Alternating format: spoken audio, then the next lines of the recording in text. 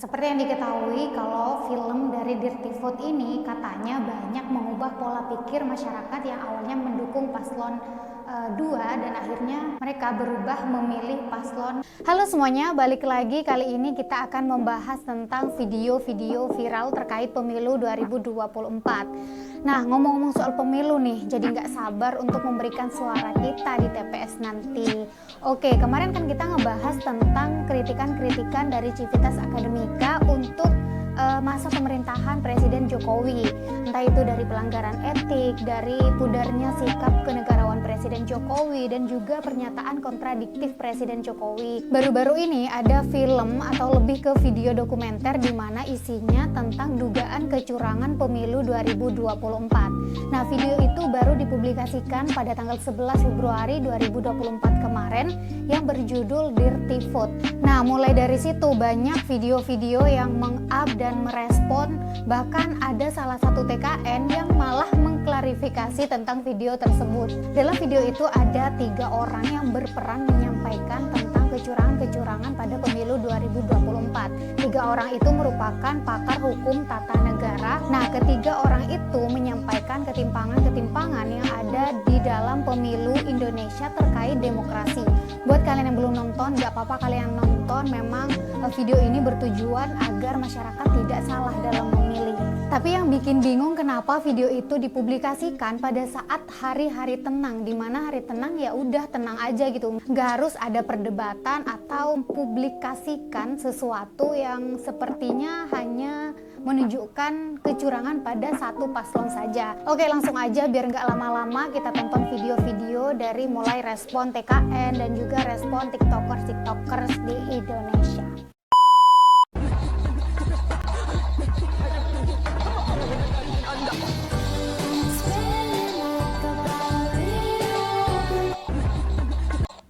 Oke, dalam video ini kayak nyindir salah satu paslon nih yang TKN-nya mengklarifikasikan soal video Dirty Vote. Lanjut.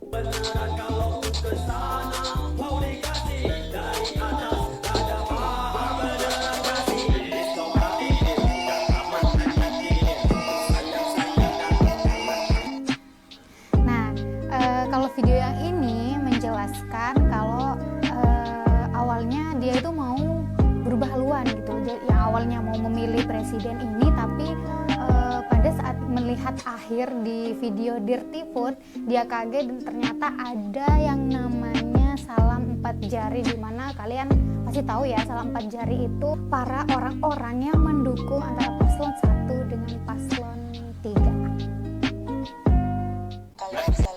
Kalian bisa lihat ini mata aku lebam, ini aku habis nangis karena aku tuh habis nonton film Dirty Vote ya, yang mengupas tentang kecurangan Pilpres 2024.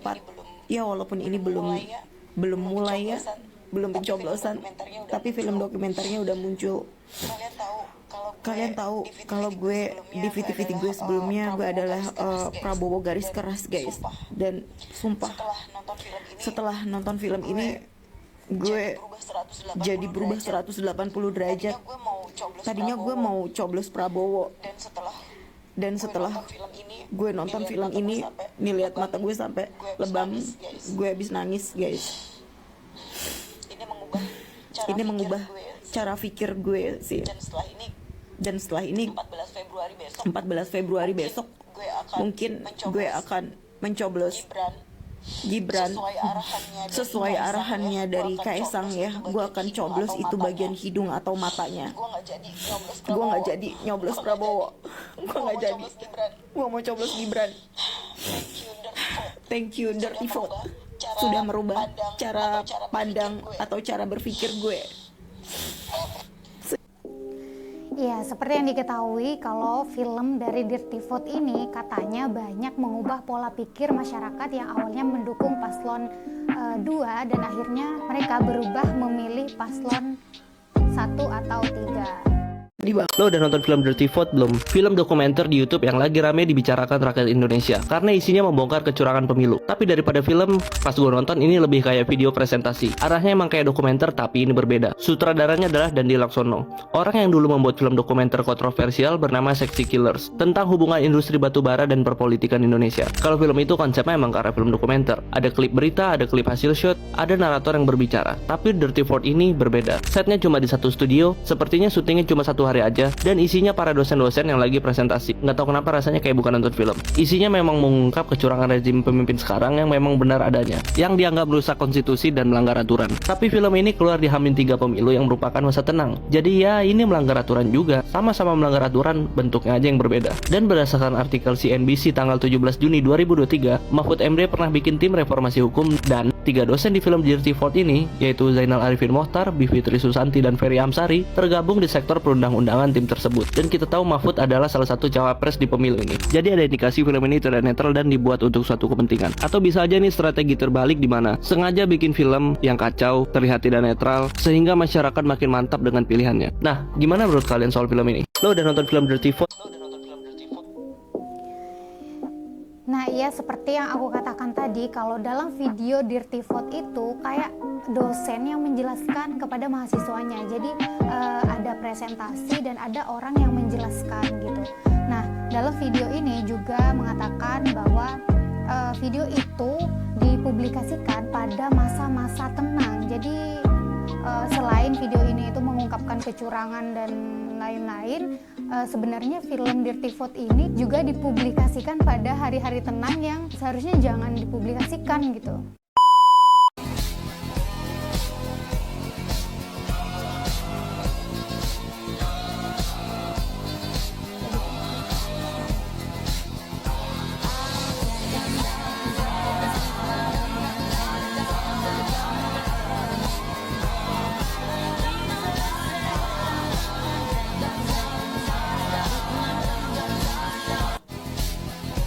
Ya, seperti diketahui kan sekarang TKN dari paslon Prabowo dan Gibran sedang mengklarifikasikan video tersebut, entah untuk apa, jadi kayak lebih membela diri gitu ya.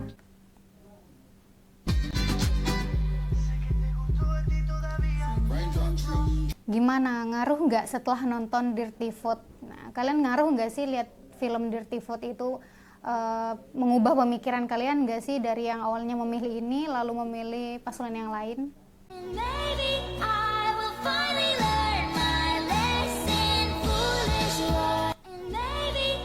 Masa tenang malah jadi sedih karena lihat pendukung fanatik garis keras yang dikasih tontonan fakta malah dibilang fitnah.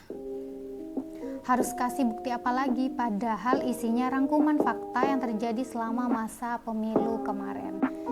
Jadi ini memang menimbulkan pro dan kontra ya. Jadi dari pendukung paslon nomor 1, nomor 2, dan nomor 3. Ya, setelah selesai nonton film Dirty Vote, semakin yakin tidak pilih 1 dan 3. Seperti yang aku katakan tadi dalam video Dirty Vote itu, karena mengkritik masa pemerintahan Presiden Jokowi, jadi seperti hanya menunjukkan kesalahan atau kecurangan-kecurangan yang terjadi pada paslon nomor 2. Saya mempertanyakan kapasitas tokoh-tokoh yang ada di film tersebut, di rekaman tersebut. Saya mempertanyakan kapasitas. Nah, ya, ini merupakan klarifikasi dari tim kemenangan nasional Prabowo Gibran pasca mereka mengetahui ada film Dirty Vote tersebut.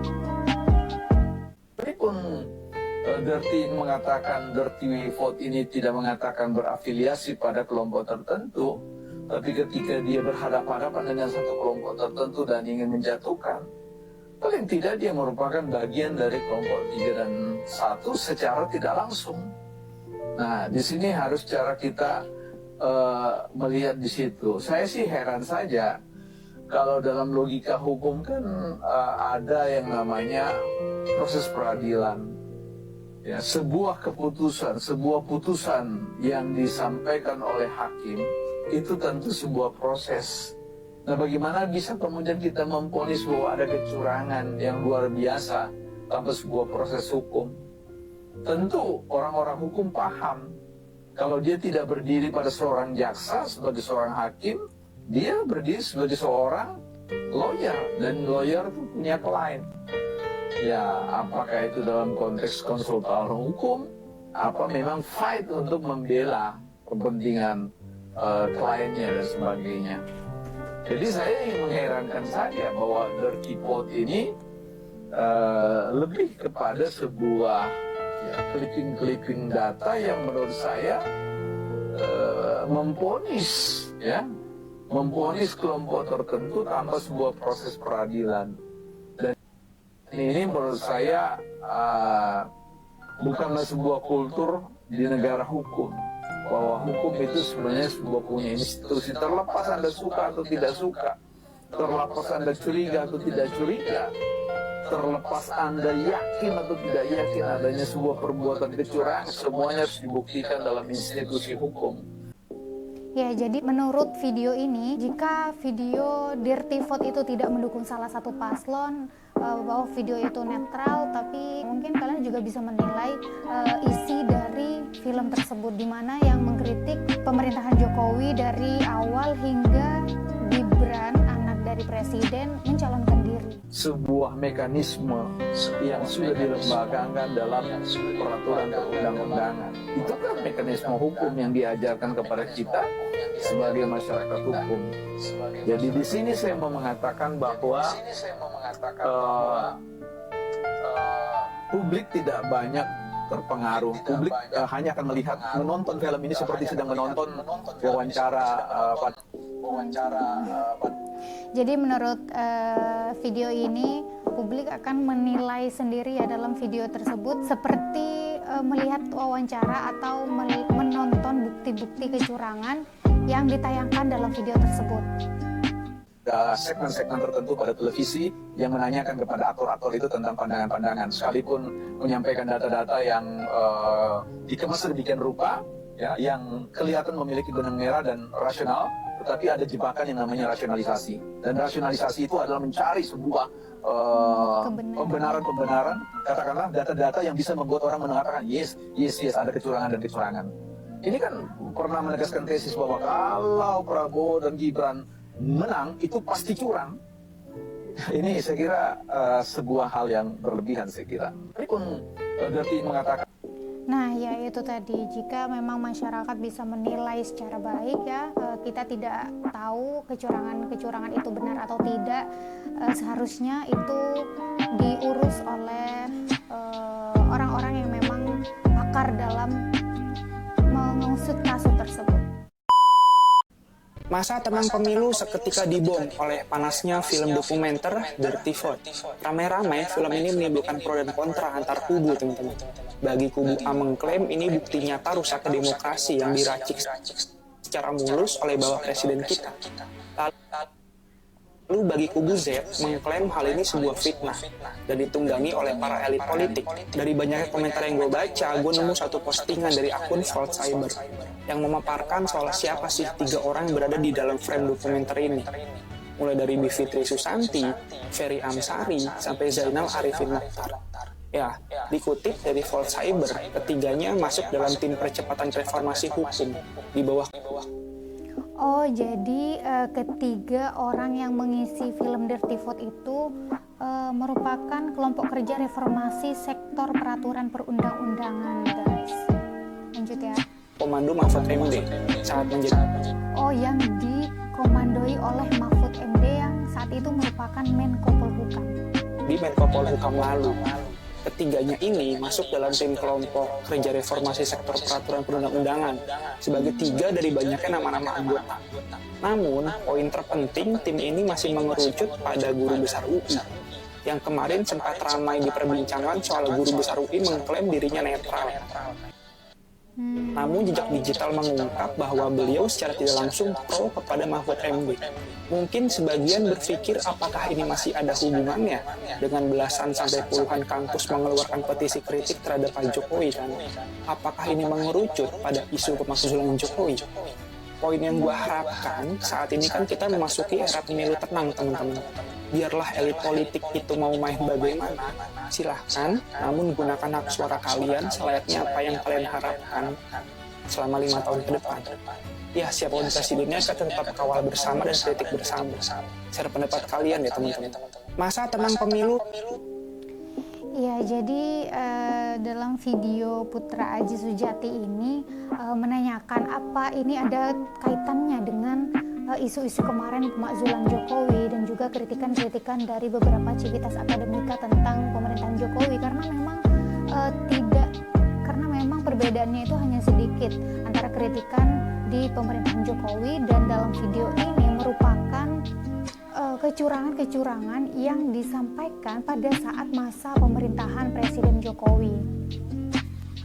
Nah, jadi gimana nih menurut kalian, respon dari kalian? Yang terpenting adalah kalian harus memilih sesuai dengan isi hati kalian. Apalagi kalian yang sudah fix dan sudah mantap dengan pilihan kalian, maka jangan dengarkan omongan-omongan dari elit politik yang saat ini memang banyak mengeluarkan kalau katanya pemilu 2024 ini banyak kecurangan. Nah, itu tadi informasi-informasi dari pemilu 2024, dan kalian jangan lupa untuk memberikan suara terbaik kalian untuk Indonesia di tanggal 14 Februari 2024. Share pendapat-pendapat kalian di kolom komentar dan video-video apa lagi yang bakal kita bahas di video berikutnya. Jangan lupa subscribe dan like agar kalian tidak ketinggalan informasi berikutnya. Bye-bye.